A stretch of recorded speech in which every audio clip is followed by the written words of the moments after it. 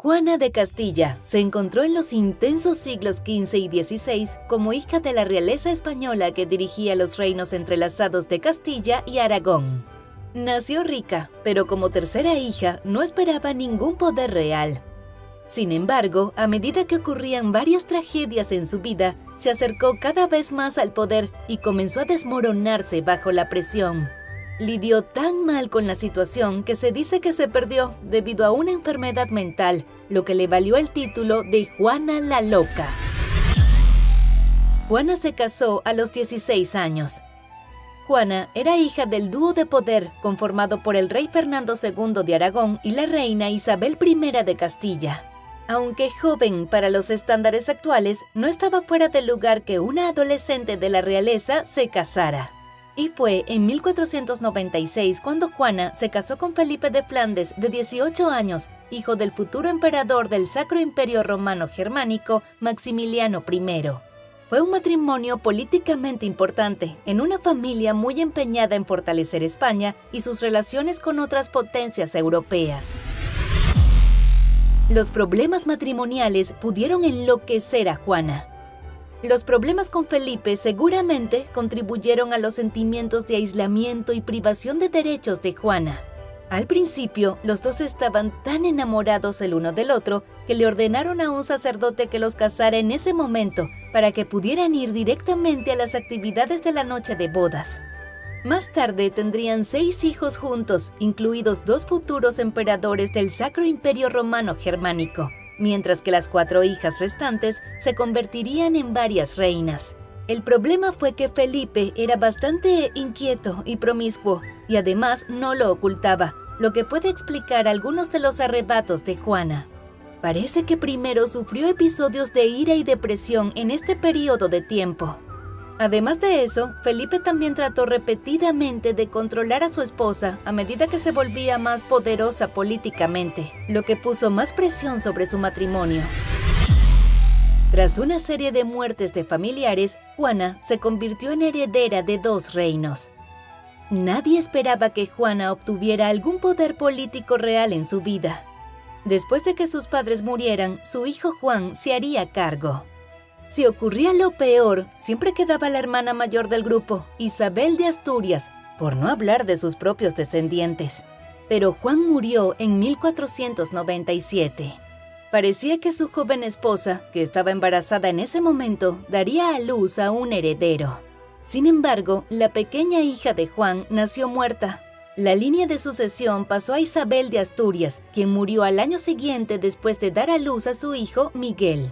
Los tronos habrían recaído entonces en él, pero el joven Miguel murió en 1500. Por lo tanto, todo quedó en manos de Juana, que ahora era la heredera no solo de Castilla, sino también de Aragón. De repente, esto convirtió a Juana en un jugador de poder mucho más prominente en Europa, y también en un objetivo político. Muy pronto, incluso los miembros de su familia estaban mirando a Juana como un rival potencial. El comportamiento de Juana era alarmante. Su problema mental parece haber comenzado cuando Juana visitó a su madre enferma en 1504. Por alguna razón no revelada, las dos pelearon y Juana, que no había estado comiendo ni durmiendo con regularidad, quería regresar a Flandes de inmediato. Sin embargo, esto significaba que tendría que viajar por Francia. Como Castilla y Francia estaban en guerra, tratar de regresar a casa por esa ruta se consideró peligroso. Por lo tanto, a Juana se le prohibió irse. Juana reaccionó gritando y golpeando el edificio donde estaban sus caballos. Luego se quedó despierta toda la noche en señal de protesta y se negó rotundamente a cualquier ayuda. Según muchos relatos, esta fue la primera vez que exhibió lo que algunos consideraron un comportamiento irrazonable. Además, su fijación con la infidelidad de su esposo Felipe puede haber sido una señal temprana de inestabilidad. De cualquier manera, parece que las acusaciones de su locura surgieron mucho después de su matrimonio, alrededor de 1504. La muerte de su esposo hirió seriamente a Juana. Parece que la salud mental de Juana empeoró después de la muerte de su esposo. En ese momento, ella ya estaba convenientemente loca. Lo suficiente como para que, tras la muerte de su madre, tanto Fernando como Felipe acordaran que Juana debería ser expulsada como gobernante de Castilla. Fernando finalmente renunció a su reclamo y permitió que Felipe se convirtiera en regente de Juana. Entonces, Felipe murió. Según los informes, una Juana embarazada se negó a separarse de sus restos mientras los llevaban a su lugar de entierro en Granada. Se dice que Juana continuó hasta el punto en que dejó de bañarse y no dormía en la cama, todo en un esfuerzo por permanecer cerca del cuerpo de Felipe. Pero es muy posible que la historia de una Juana profundamente inestable y triste que sigue macabramente el ataúd de Felipe sea una invención política. Juana, en realidad, estaba decidida a enterrar a Felipe en Granada, y eso podría haber resultado ser un inconveniente político para Fernando, que quería que su ex yerno fuera depositado en otro lugar. Su padre le arrancó el poder a Juana. Aunque no tuvo éxito en intentos anteriores de tomar el poder sobre Castilla, Fernando se convirtió en el gobernante de facto de la región cuando encarceló a Juana en un monasterio en 1506, poco después de la muerte de Felipe, y los rumores de su locura comenzaron a circular más ampliamente. Ella le permitió convertirse en regente en 1507. Sin embargo, debe haber sido una negociación bastante tensa, ya que Juana se mantuvo escondida en un castillo y permitió muy pocos visitantes. Se dice que su propio padre la visitó solo 2 veces más en su vida. Nadie está seguro de qué enfermedad mental puede haber sufrido Juana la Loca.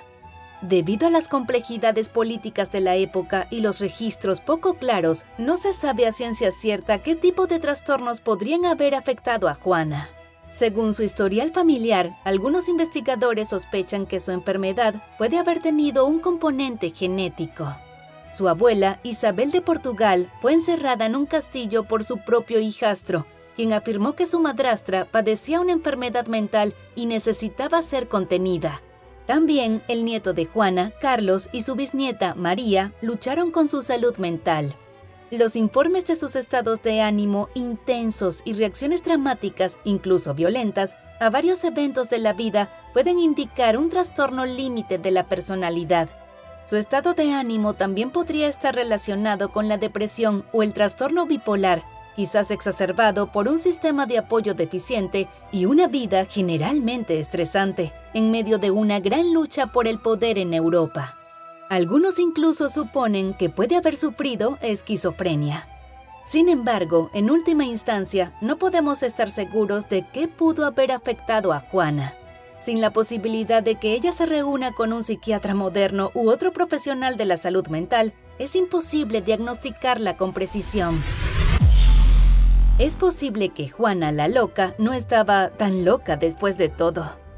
Con las presiones de una familia despiadada y múltiples tronos, no es de extrañar que Juana haya actuado con miedo, ira y desesperación.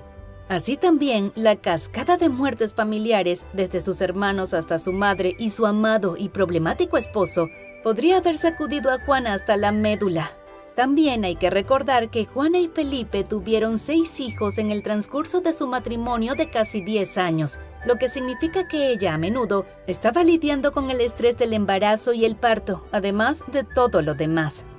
Muchos también señalan que la supuesta mala salud mental de Juana era una excusa conveniente para que los familiares masculinos de ella ejercieran el poder en su lugar. Atrapada entre personas tan hambrientas de poder, no es de extrañar que una mujer ya vulnerable haya sido marginada aún más y considerada loca para simplemente sacarla del camino. El hijo de Juana la mantuvo prisionera. Tras la muerte de su padre en 1516, es posible que Juana esperara conseguir por fin su libertad, suponiendo que fuera lo bastante consciente de su situación como para querer salir de su encierro en el castillo de Tordesillas. Sin embargo, su hijo Carlos demostró ser más de lo mismo, manteniendo a su madre en prisión por el resto de su vida. Finalmente murió aún encarcelada en 1555 a la edad de 75 años, después de décadas de estar casi sola en sus habitaciones. Un poder que ella nunca pidió le fue dado por el destino, propiciándole el peor de los finales. Y esto fue todo por hoy, en esta colorida historia de Historia en Technicolor.